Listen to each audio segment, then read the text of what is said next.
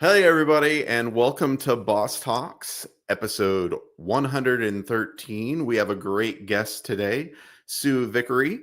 She is out of Texas. I want to say, is it Austin? Yes, I got a head nod. And she has her own company she started just a few years ago. I actually met her, I think, in the midst of her venturing out on her own. First started many years with Trammell Crow Residential, and that's still one of her clients, but she has many other clients, and she's doing some great work on her own. And her company called Caryatid is a consulting firm that if you have any needs, she definitely would love to work with you. But she's had some great fortune in word of mouth growth for herself. So that's always great to hear, because that means she's doing great things. So super excited to have her on the show. But today, before we get to it, I am Evan Happel. I am with Community Boss, and we have some great solutions for you when it comes to managing your parking, your minis, and we have some mapping solutions to also manage those physical spaces. So if you need a software solution for that, hit me up. We can help you generate some revenue and just make it a better environment for your residents to live, and also for your managers to manage. So let me know if I can help you out. But today it's about Sue, so let's get to it. All right, Sue, thanks for being here. Thanks for having me. Absolutely. It's fun to have you on the show because we met way back at AIM. I think it was 2021. Yes. You were venturing out on your own. I think you had just started your company, roughly. Right. Yes, exactly. 2021. Yep. And that was my first, well, and only AIM. I haven't been back, but not to say it was a bad go back. show. It's great. I'm on the advisory board for AIM, so I'm a big fan. Yeah. Well, I should definitely talk to you about it. I personally, it's just, I think at the time too, we were like, is this the right time? Is this the right event? There's so many events. I'm always just like, which ones do you spend your time and attention and money? Because whenever I go to different trade shows, it takes a lot of energy. And so it does. I have to pick wisely, I think. I mean, you could go to one every month if you wanted to. Oh, I mean, they're just nonstop. Yeah. Yes. I mean, but especially when you really factor in the affiliates and all the local stuff and regional stuff. And I mean, there are a lot. It's pretty wild. That's actually why I try to be creative and get around having to go to all these things, boss talks and other things, because I can't do all this. I'm with you. I just do I probably do 2 a year. And then like you, I just use the multiple other resources that are out there. There's plenty of ways to get the word out these days. So there is. You just gotta open and start your own thing, or somebody else's stuff.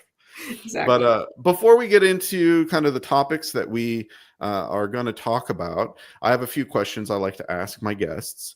The first one I want to ask is, and you've been in the multifamily game for a while. You started out in property management, on site, and then worked your way up into different roles, acquisitions, resident experience, and all the things. So, and a lot of asset management, kind of layout based things now, right? Yes.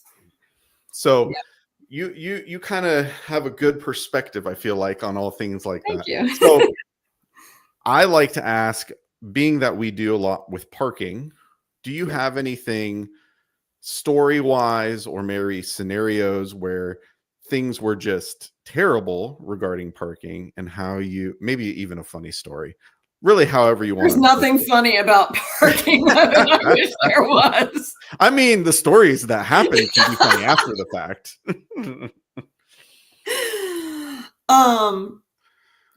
No. I mean, honestly, I don't have any funny stories because parking has always been such a pain point.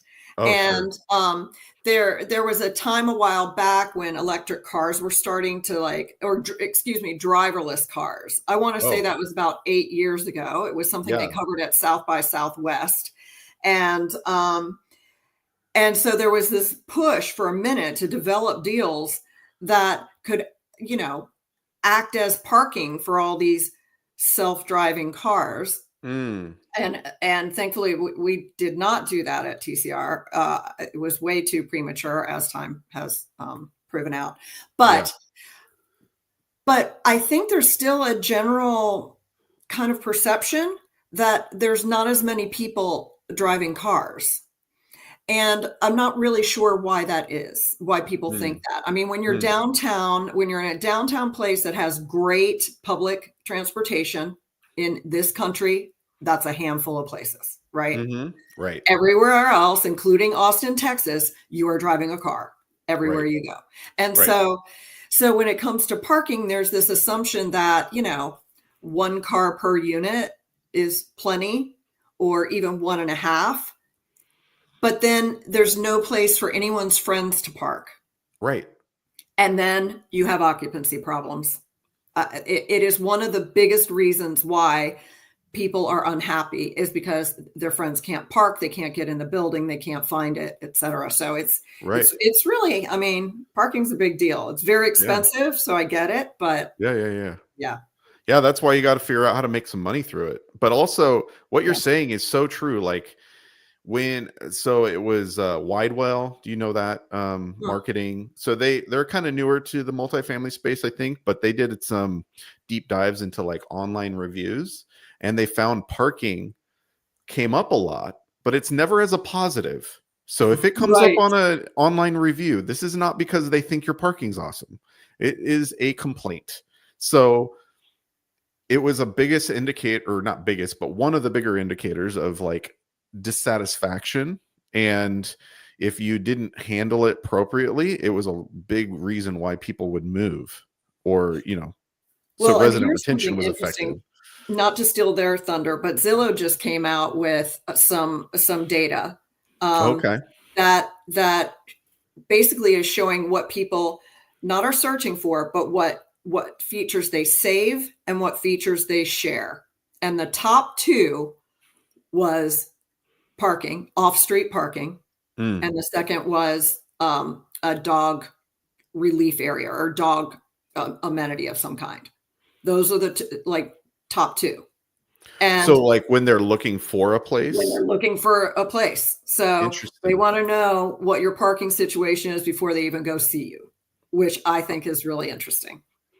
Yeah, it is. Yeah. And it's like I think it's becoming more, I think people are wising up to the fact that we can't disregard parking. Like you're saying, I think we're planning for maybe the younger generation that they're assuming won't drive. Based on absolutely nothing but conversations people are having anecdotally, but is not supported by data. So. An assumption. Yes. Backed up by nothing that I've heard of. Yeah. Maybe we should wait until they share that they demand less parking. Yeah. I mean, if you walk into your parking garage in downtown Austin and your parking garage is empty, then maybe it's time to start pivoting and not make as many spaces. But then you could just open it up and charge for it as public parking. That's very true. Speaking of monetizing. Very true. So regardless, it's like, okay, you have too much. Now just charge for it for other people. Yeah, I think it's always better to have too much than too little. Yeah, for sure. Yeah. All right. Well, thank you for sharing your thoughts on that. It definitely always brings up different viewpoints, but always good to hear. All right. So next up, when it comes to music, what is your go-to? So if you want to get motivated, start your day off right, what kind of music do you go to kind of get you going? A couple of years ago, I started realizing that certain songs brought me down, man. Oh. Like there would be lyric. I'm a big lyric girl, so I really listen to what the song says. And if it was negative, or it was kind of a downer, or even with a lot of pop music, it's like not super favorable to relationships and things like that. So I'm like, you know what? I'm not listening to that anymore. So I listen to feel good music, I would say. A great example of that is Jason Mraz. I don't know if you know who he is, but he does a lot of, really positive message kind of songs, Kelsey Grammer, like nerdy stuff. I have a whole playlist called Life is Lovely that I curated. That's just, makes me feel good kind of music. So that's what I look for. Any kind of artist, any kind of genre is just, I look for the message. Yeah. Too. I mean, there's a lot to be said for that, because what you fill your space and mind and just what you're exposed to and people, it all affects how you present yourself to the world. So it is. And not to get too philosophical, but I'm a big believer in that what you focus on is what you get more of. So careful what you focus on. No, I remember. So we had the T-shirts at AIM, and I think you wrote "Manifest Like a Boss." I just yes, for some reason remember that. Yes. So I'm still that, and then some. Okay. All right. No, it's all good. All right, and then finally, last question: when it comes to a beverage that gets you going, whether that's caffeine or something else, what is your go-to? It's cold brew. It's cold brew all day long. It's the most shock to the system ever. All y'all drinking espresso out there or whatever, just regular coffee. No, cold brew.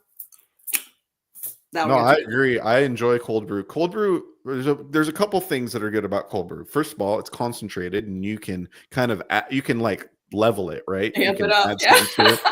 You can make it more concentrated, and it really give it a go.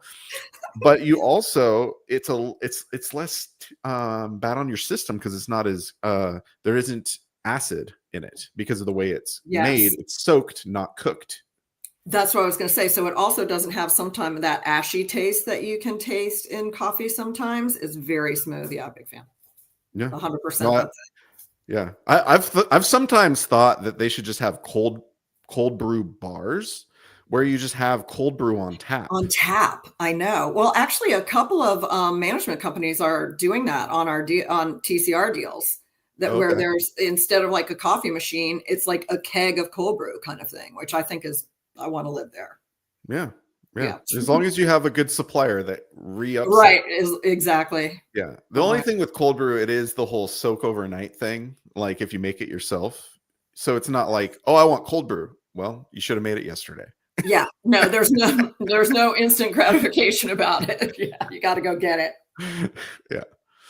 All right. Well, thank you. I agree. I do like cold brew. If there's a drink, I always get that when I go to places like Starbucks. It's usually what I get. So yeah. All right. Well, thank you for answering the questions. Now we will get right into all things Sue and the things that you're passionate about. First off, I just love to jump into your background. For those that don't know you, if we could just get kind of a rundown of how you got into this industry and what has kind of been your history thus far, and how you got to where you are. Sure. I was shopping for an apartment with my soon-to-be former husband, and the manager was running around like a chicken with her head cut off. And I was relocating at the time. I managed a Pizza Hut right out of college when I was 22 years old, and I was moving in with my boyfriend. And the manager was going nuts because the person that she had just hired never showed up, and she needed a leasing person. And I said, well, what does a leasing person do? And that was that. She hired me, and I have been in this industry ever since. And so I've done all the leasing, assistant manager, regional manager. And then I went on with CWS Apartment Homes. And Sean Breslin, who now runs Avalon Bay, was at CWS at the time and hired me. And I was a regional and did a rehab for about a year and a half. And then he came to me and he said, hey, we're going to recapitalize our manufactured housing portfolio, and we're going to reinvest it in multifamily. So would you rather stay in property management or go into acquisitions.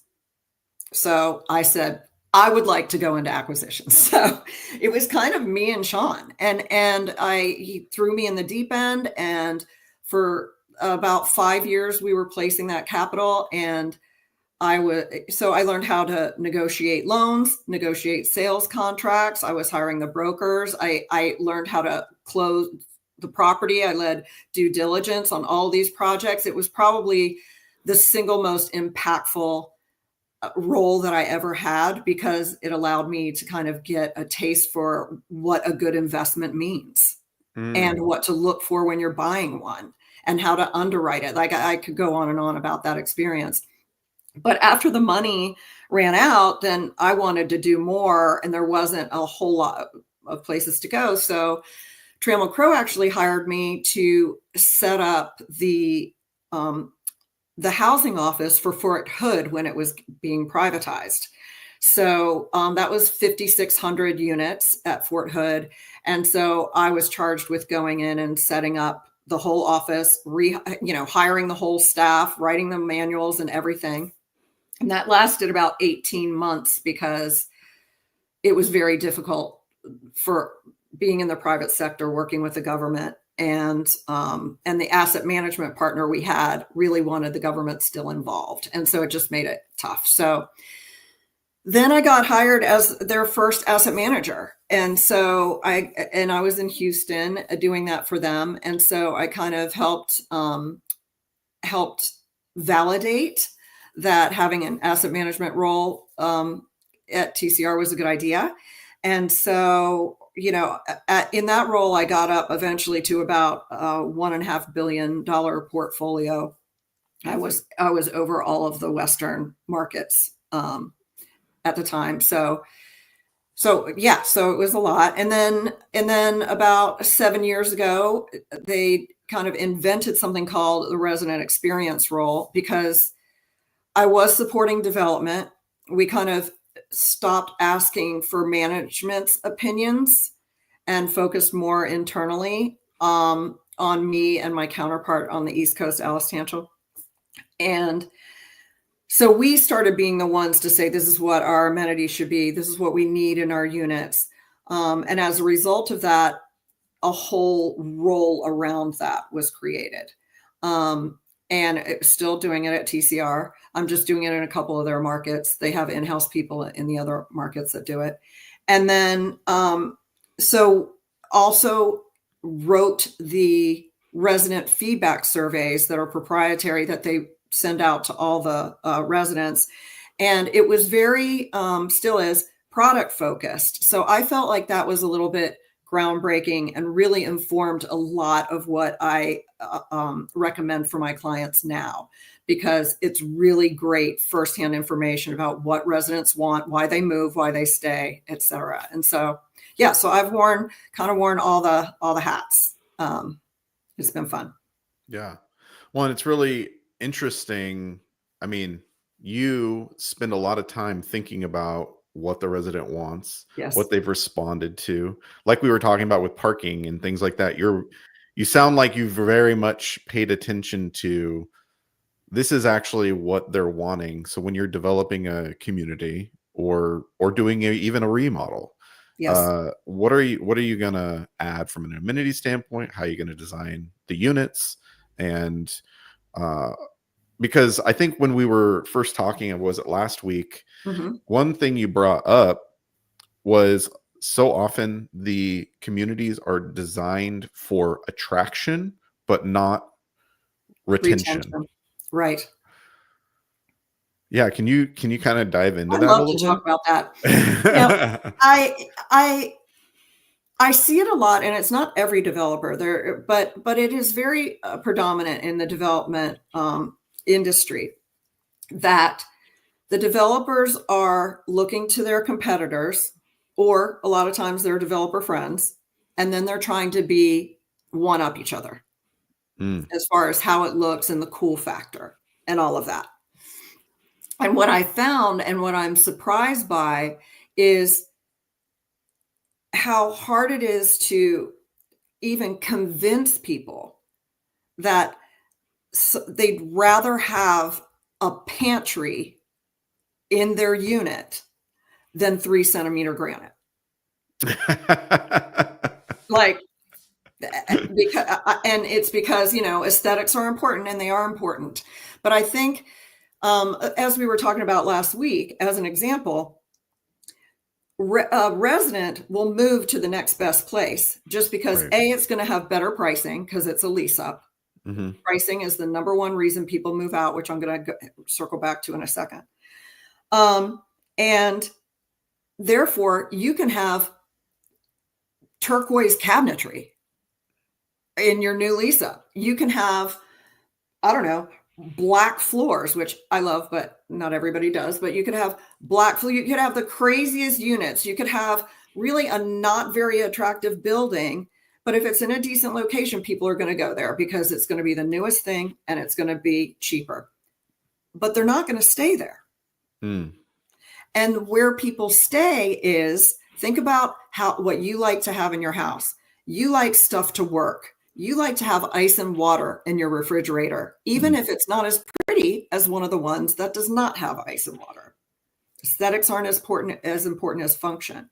A walk-in closet with double hang rods, not just a single rod, because people have clothes. Having adequate countertop space in an island. 80% of our residents want either an island or a breakfast bar because guess what? They don't have a dining room table. And that's where they're sitting to eat and prep meals.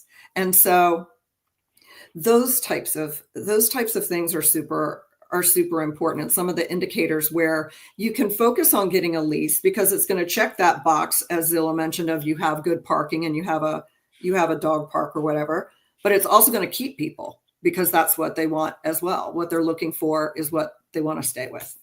Yeah. And I think at the end of the day, when you have a more functional, livable space, the whole point of leasing people is to sell it, right? Yes. So if you don't know how to sell, that's a whole nother thing. But what should you be doing? You should be asking questions like what's important to you? Not just say, yes, isn't this fantastic? Exactly. What kind of furniture do you have? Like, do you have a sectional? Like, is living space important to you? Do you have a king size bed? And Right.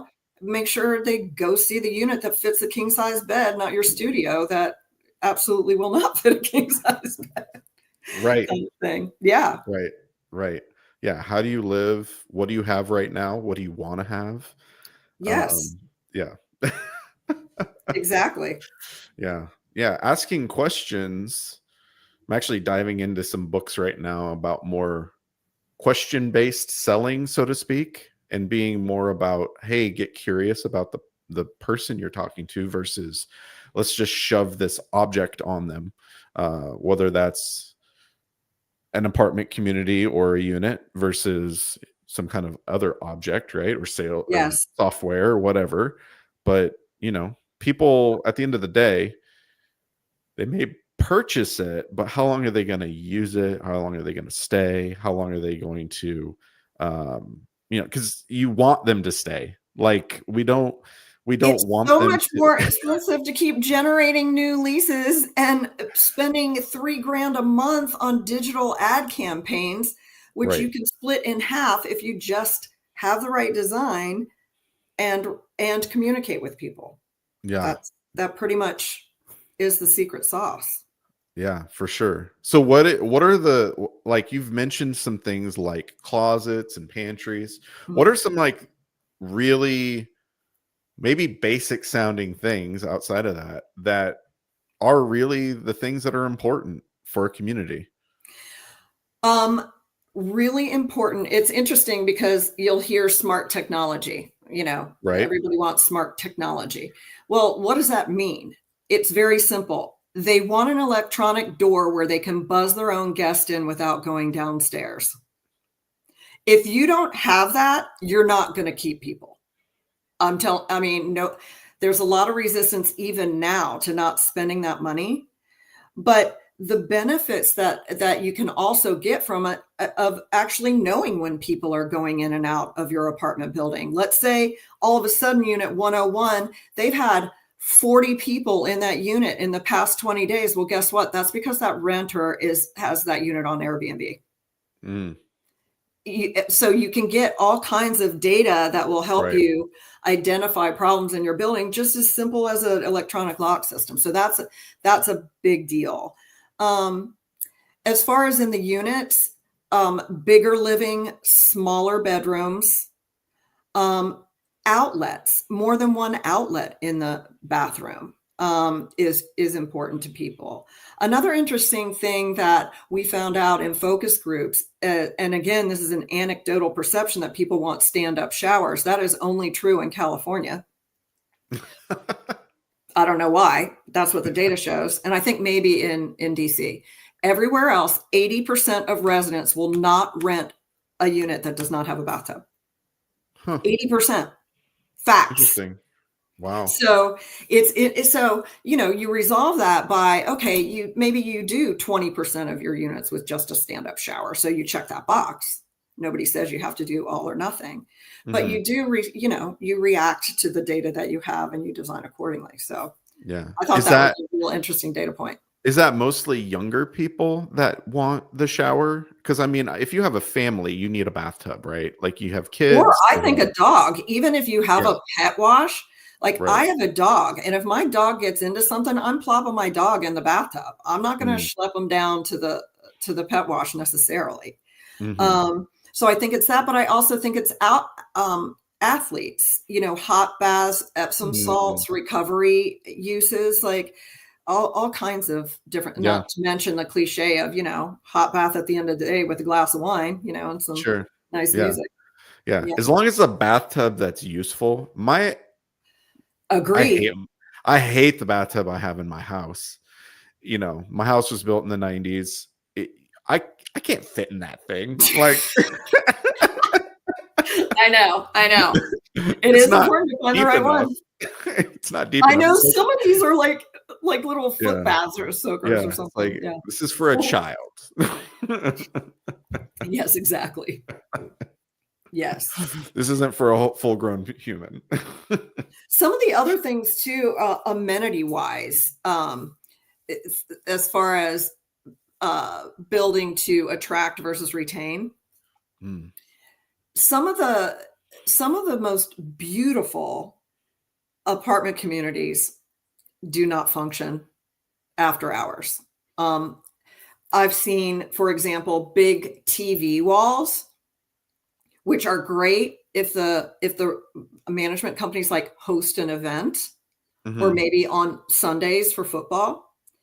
But if you're in there with your friends, which is the point of the amenity, you're not going to have all those TVs on.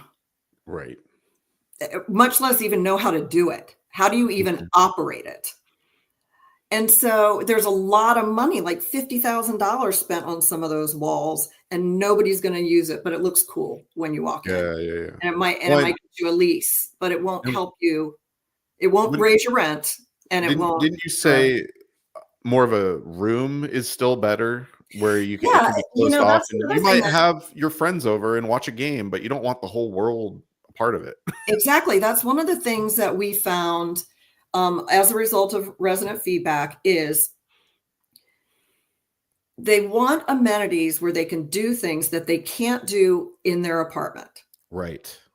And therefore, I recommend that there is not more than one TV in any amenity space, and it's really just on for noise and movement and maybe the occasional, event, but nobody's using that. But what they do like is a separate room, a movie room. It's dark, there's sound. Nobody's going to come in while the movie's on like they would in a regular clubhouse.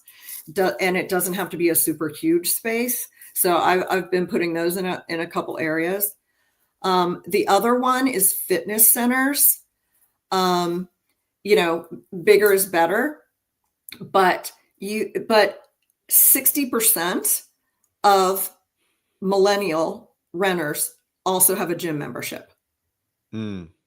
So they're already getting the classes. You don't need a yoga room where you're hosting yoga stuff. Everybody's getting that at the gym, right? You need more than 75-pound barbells, 75 pounds and up, because the guys are lifting a lot of weight and 50 pounds doesn't cut it. Yeah.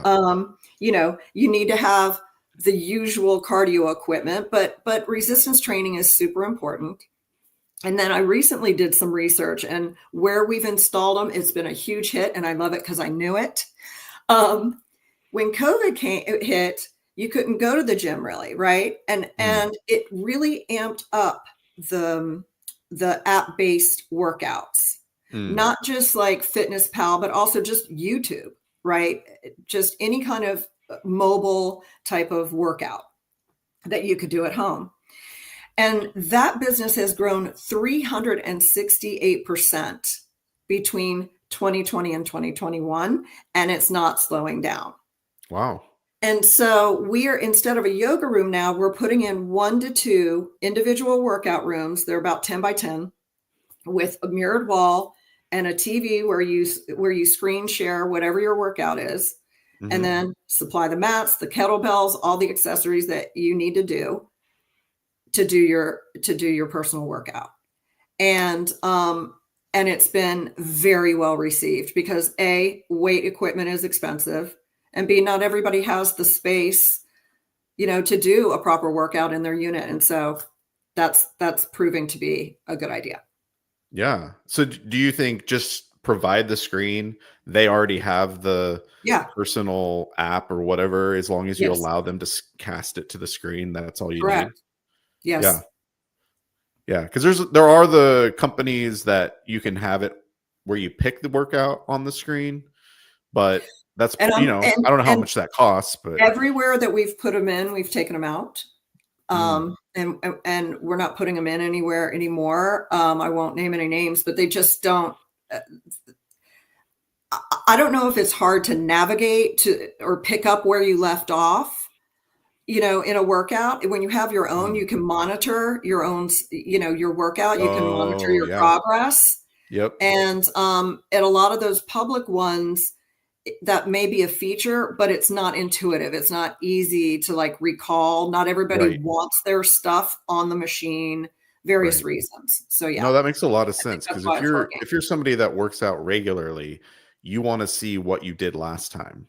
Exactly. And track your progress, track your workouts. And if you're just picking random stuff on a screen, you're not doing that. So that makes a lot of sense, actually. Yeah. So, and that's where I get a lot of ideas, is I look at trends outside of apartments, how people like to spend their time, and then try and incorporate those things in projects. Yeah, no, that's good. It's way better to be thoughtful about this and not just what's trendy. Okay, let's put a rock wall in, or let's put. I was going to say, so rock walls, I've done them. Pickleball court, just did one recently, but I think pickleball is going to be the same as tennis courts or basketball courts. It's nice, but it's not going to keep anybody. It might get a lease, but it's not going to keep anybody. Right. And so yeah, I think that those types of things are great if you have extra cash, but really spend the money on what people are asking for, and then they'll get stickier and stickier. Yeah. Start within the unit where they live.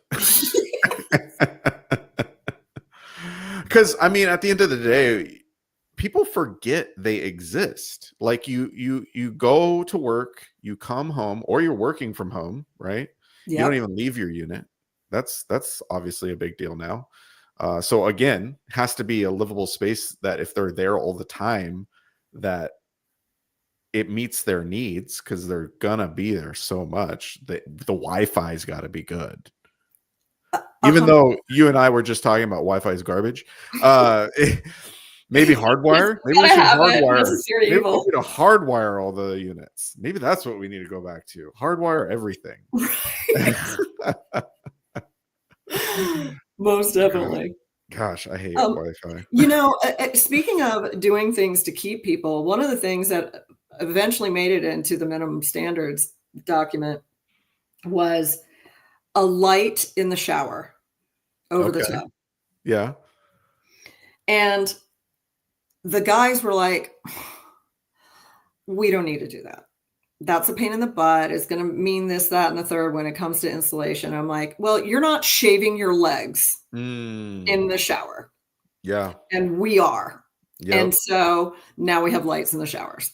And I guarantee you that is going to mean something to the person living in that unit, because they're not getting into a dark cave every morning when they take a shower. No, it's And they true. can function in there. No, yeah.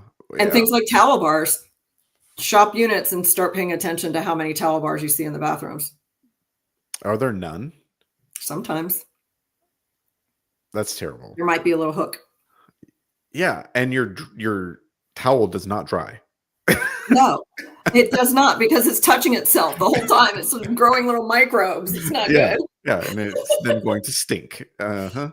But it's those details that are going to make people want to stay. I mean, and again, it's almost as logical as just if you own a house, what do you most really love? Like, I love my water pressure. I have fantastic water pressure, and the water gets really hot. And so being able to explain to residents that, we have low flow valves and how to go about mitigating that, even if it's under the radar, there's ways to get better water pressure in your unit, things like that. So if you go around, like, I love my fridge, I love my gas stove, which some people like electric better, but when you go around and you just think about the things that you touch every day and what you really appreciate, it's usually around storage and lighting and wall space. Just start with those types of things and then start ticking off the list. Right. What about, this is something, I don't know if it's improved over time. I sure hope so. Insulation between units so that sound does not travel so easily. It's funny. I think that needs to be something that is expressly stated more often, because you'll get a lot of feedback about noise. It's loud in my apartment, right? Yeah. And everybody always thinks it's between floors. And interestingly, it really isn't between floors. It's between walls.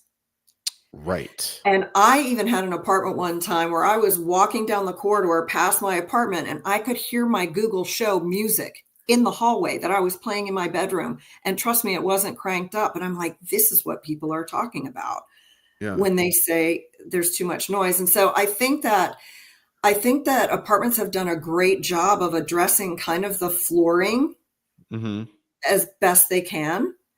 But yeah, we got to figure something out. It's just that's very costly. Yeah. It's more than just insulation, it's added wood and drywall or whatever. Felt, whatever it is. Yeah, somebody's got to figure it out. Yeah.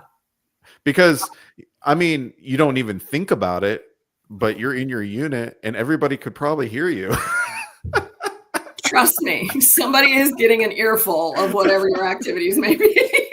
Yeah.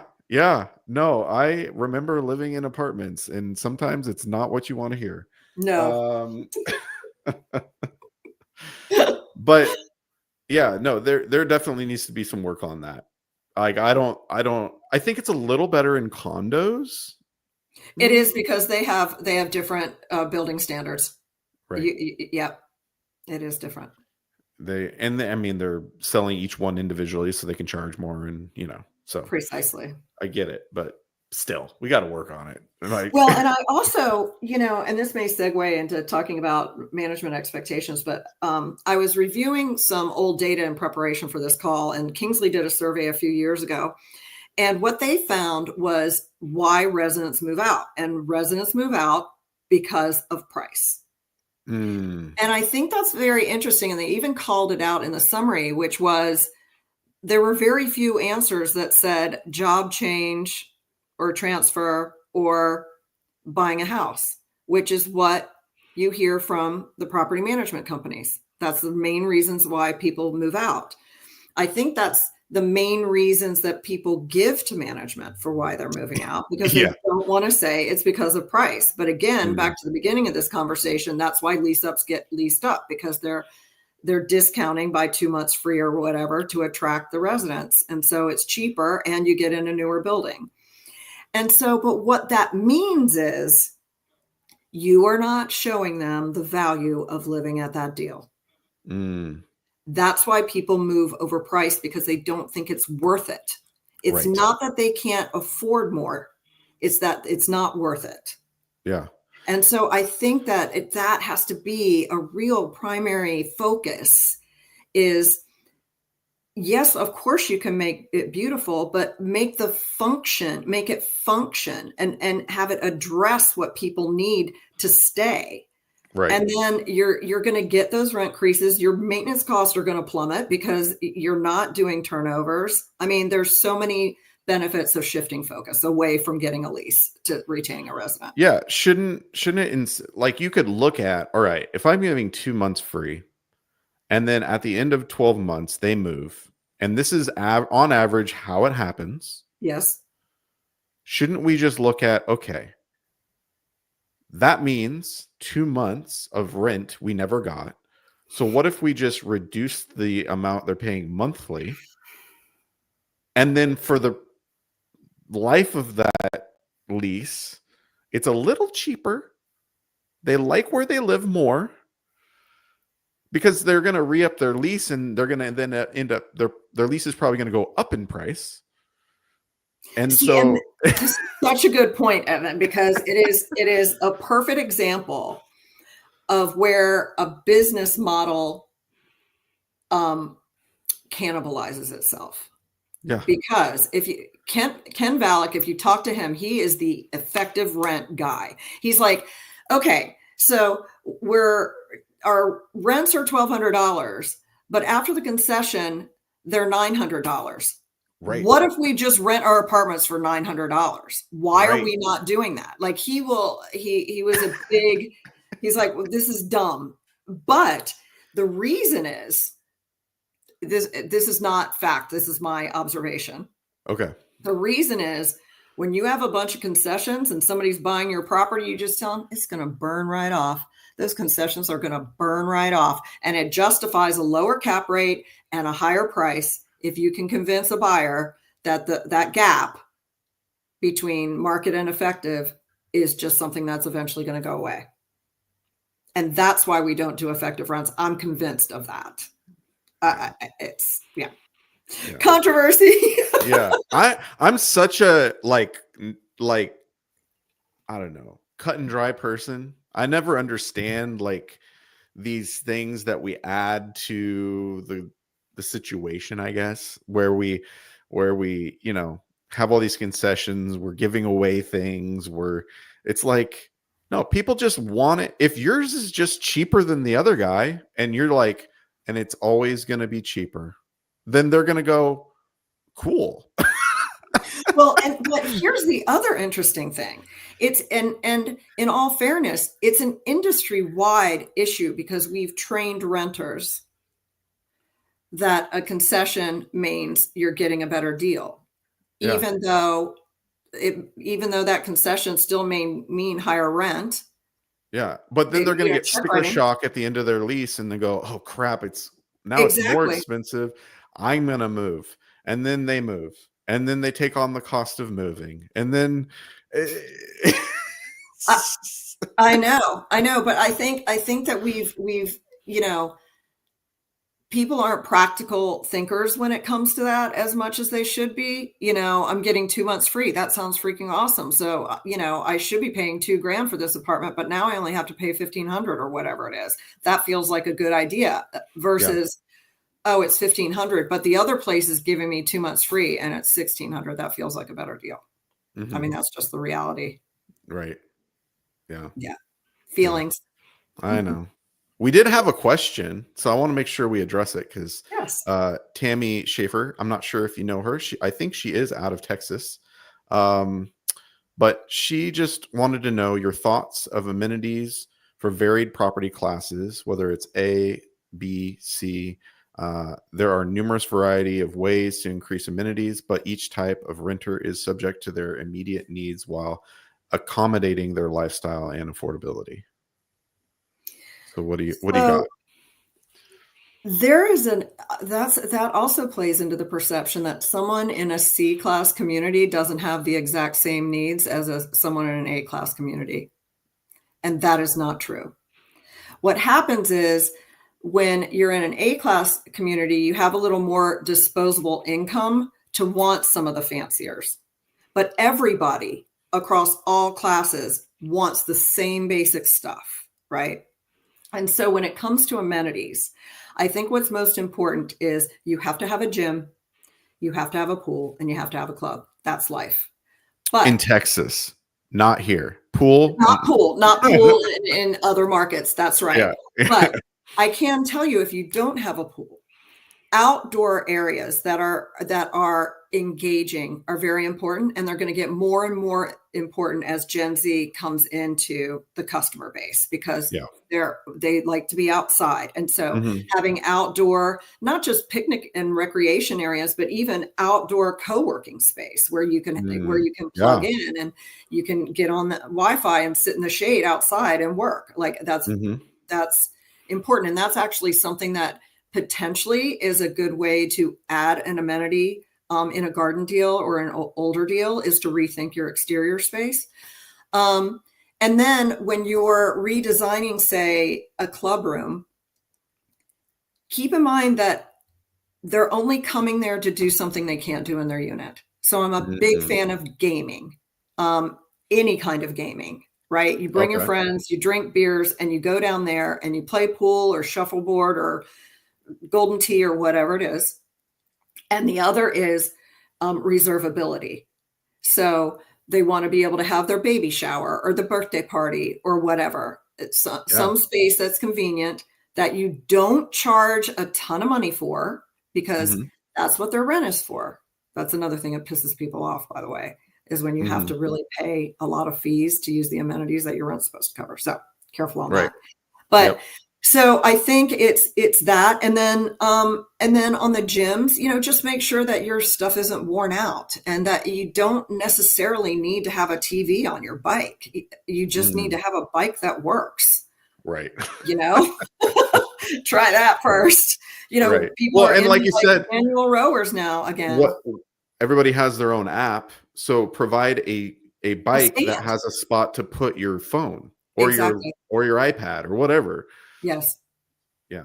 Yeah. So I think, the short answer is I don't see much difference in what amenities you should focus on at the very base level across product types.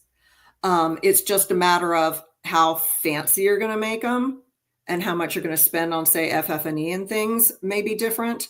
But the functions of them are the same. You're going to hear me say a lot about functions. Function is everything. No, I fully endorse.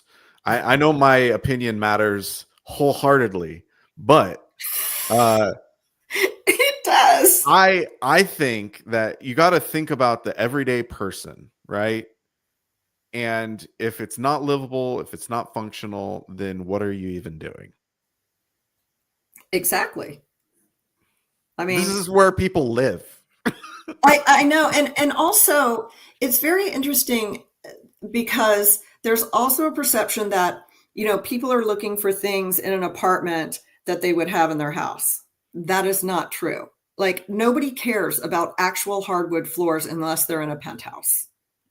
Vinyl flooring is great because guess what? They just want it easy to maintain. They don't want things that are easy to damage. They don't want stuff that they're going to be charged for if they scratch it or whatever, just in the course of living, And so just making it attractive and durable is what renters want, even if, that may not be what a home buyer wants. Yeah. And I mean, all this kind of goes right into your point about management preferences versus resident preferences. Yes. I mean, even back to the events and things and like people using space and noise and all the things, like the avoidance of allowing certain things to happen because as a manager, it's a nuisance or whatever. So like what is it that you've kind of observed in that regard? So, first of all, I get it. I mean, conflict isn't fun. Sure. And so conflict avoidance is real, but it should not be designed around. It's inevitable. And so what you really want to find is people, not just management companies, but people within the management companies. And some people are better at conflict management than others, but just not being intimidated by somebody's mad about a noise complaint because you know how to resolve it. Like, it's going to be fine. It's going to work out. But some of the things that I've seen management suggest that the residents do not like is, and I won't name the service, but there's a package delivery service out there that, you call them up and you tell them when you want the package delivered, and they'll bring it to you. Yeah. Across the board, everyone hated it. The residents hated it. Very loud about it. And all the open-ended questions, they were like, I can't stand this. And why am I paying to receive packages? This is where I live. And so that's one of the things that I think gets in the way. And this is what I always talk about when somebody says, how do we keep packages away from management? And do we do package lockers or do we do rooms? And I'm like, you stop thinking that you're going to take packages away from management and then your problems are going to be solved. Packages are an inevitability and they're part of life. And having a way to manage that, that's how you win. You adjust your management practices. So that comes to another thing about the amount of time that people have to do things. And there's a lot of talk about how busy everyone is. And as someone who, dating myself, we paid the bills on site. We had physical checks that we entered into an antiquated accounting system, right? Everything was by ledgers we had to write out. There's no typing stuff in. Right now, everything is centralized. You don't post rent. It's all online. You don't pay bills. That's through the central office. So all they're really doing in that office is taking traffic and managing residents. Okay. So design accordingly. You don't need 3 offices for management. You probably only need 1. Maybe you need a little huddle room if somebody's mad to take them off and have a little chat with them that's private and they're not yelling at you out front. I get that a lot. But I was like, what I want to talk about is, why do we have to create an office because people are yelling at you so much? What is the core issue that we're dealing with? And this is why I'm a thorn in a lot of people's sides, because I'm like, let's address the issue. Yeah. Not react and avoid.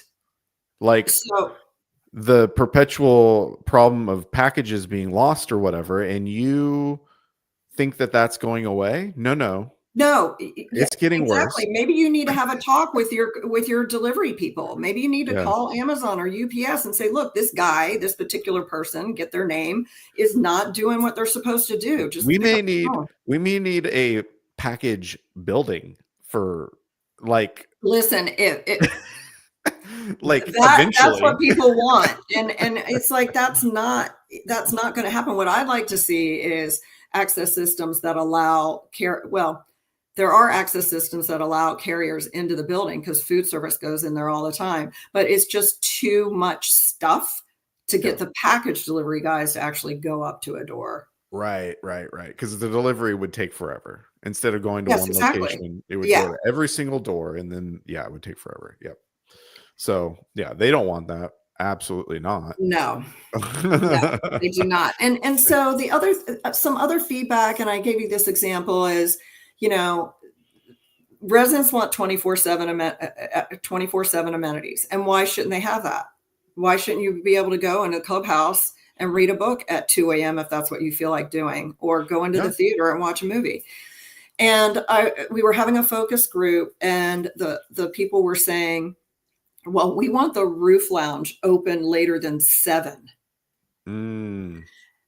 And I said, well, it's supposed to be open all night. Well, it's not open. It closes at 7. So we went back to the management company. Well, they had a noise complaint. These Mm. people were going in there and they were making a lot of noise. To which I responded, don't we have fobs on that door? Well, yes. Well, how about you turn off their fobs? And then when you catch them in there, you fine them $100 because you told them you banned the bad actors Right. from this amenity space. Like there are a myriad of ways to address the one issue to manage to the majority and not the exception. Right.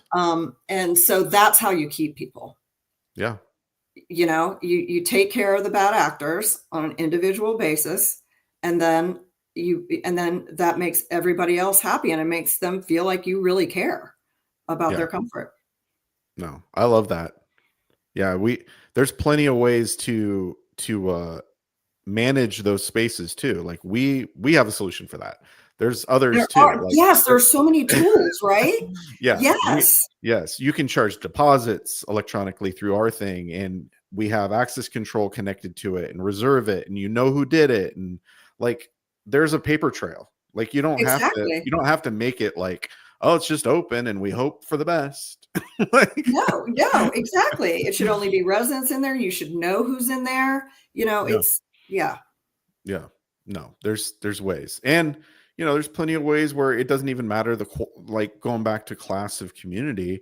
I think there's enough options out there where it doesn't have to be only exclusive to luxury or No, it doesn't. class A communities. Like any community can do it now, because you can add locks to any door.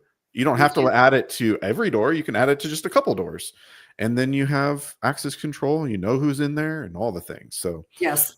I mean, technology has definitely gotten to the point where it's just like a menu of items, right? You don't have to do everything. You can kind of go through and pick and choose and find the right provider. There's a lot of good solutions out there for those things, for sure. Oh yeah. There's plenty of companies.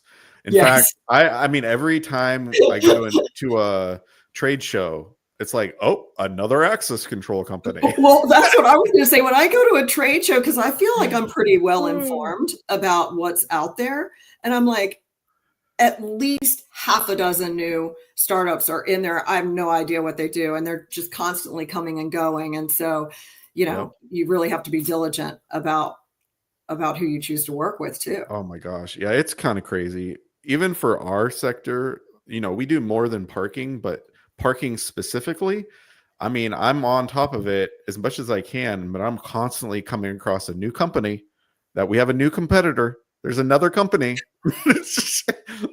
It's gotten crazy. There's like over 14, 15 companies now that are targeting parking in multifamily.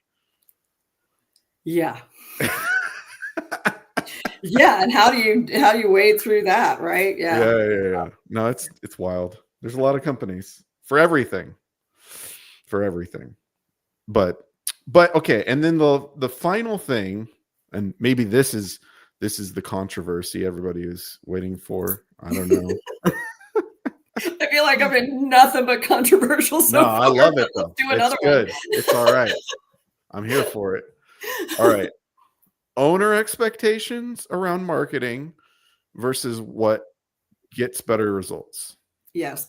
So one thing that I wish was true is that property managers were only expected to be good customer service people.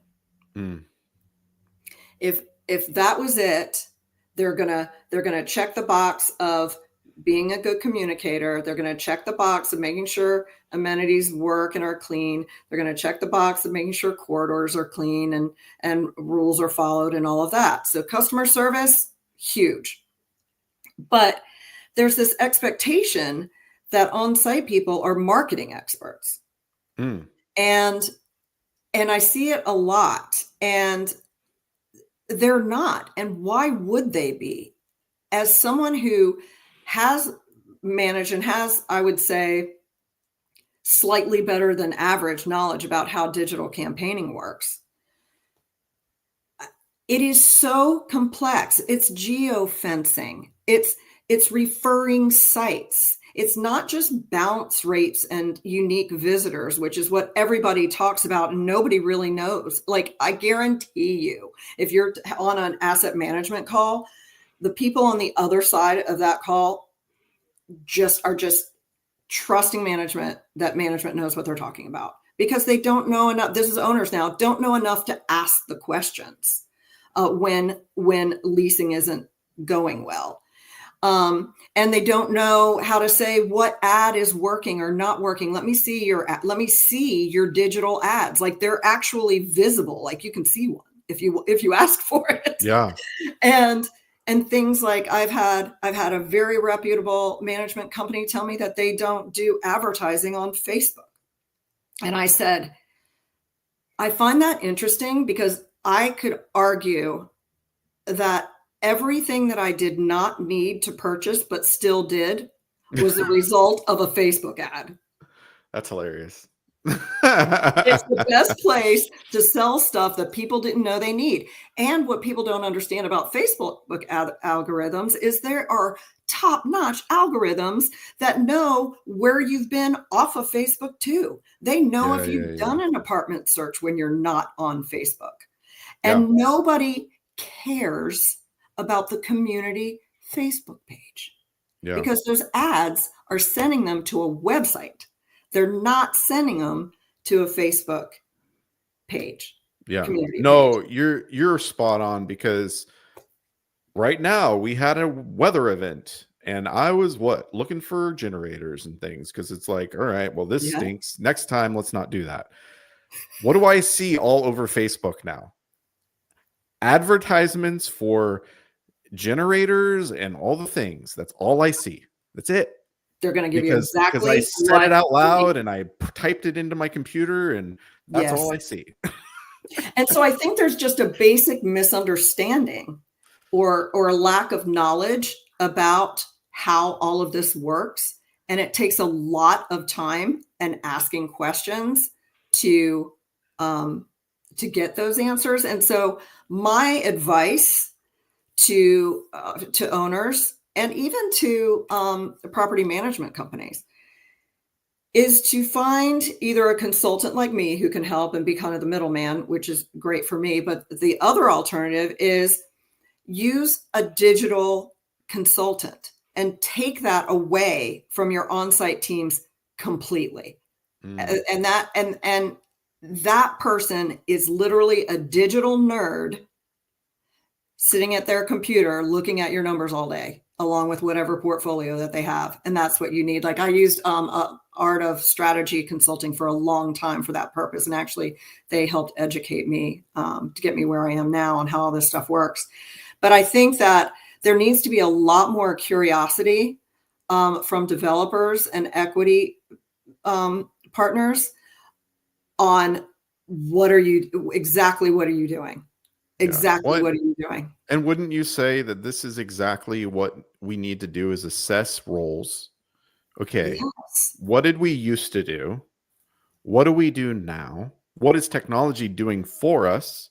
And what should we as people be spending our time doing instead? And like, how can we maybe put it on one or two people to do all the marketing, and they're an expert, and they'll save money in the end, because look at how many different companies there are you can post an apartment to. Do we need to use all of them?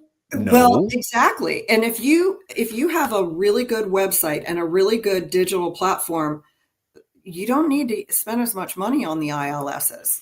Yeah, because you can just go on Google Maps. You're controlling Google search. You're controlling how people find you. Exactly. And like, I go to Google Maps when I'm looking for a restaurant or whatever, and it's 100% of the time that's the first. Where do I live? What's around me, or where am I and what's around me, right? Like, and you can into Google Maps, apartments. All the apartments show up. I work over here. I want to live near it. Like, the map is better, because you're like, where do I want to live?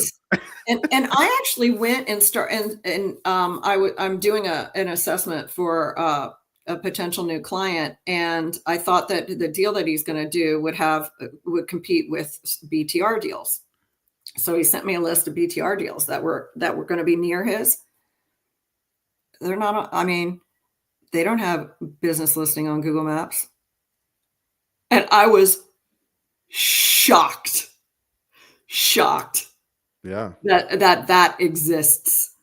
Yeah. And they didn't even have individual property websites to speak of. They were all on one, platform that the owner had.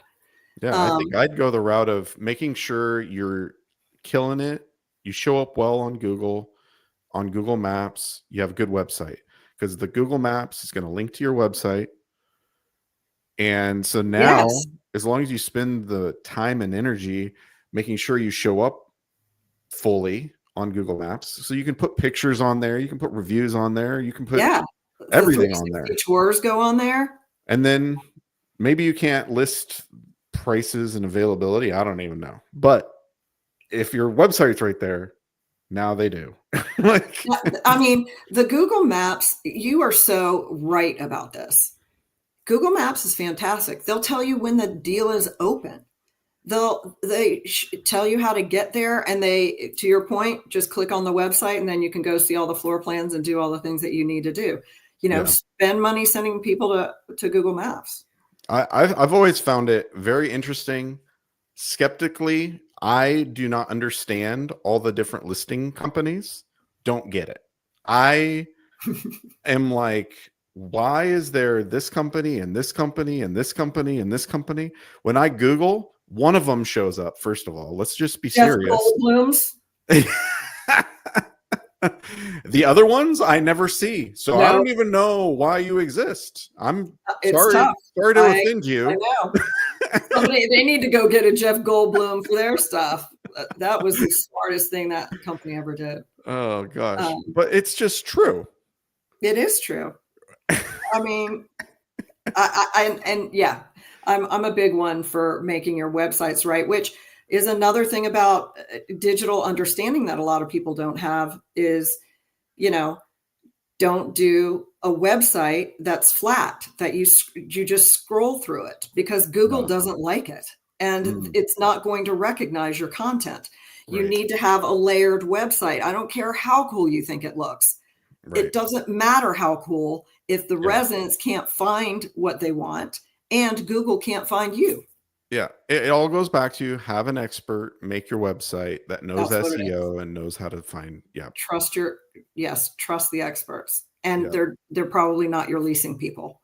You're 100% not your leasing people are salespeople, as they should be. Yeah, as much as we want to put everything on them. Yeah, I mean, it's really, it's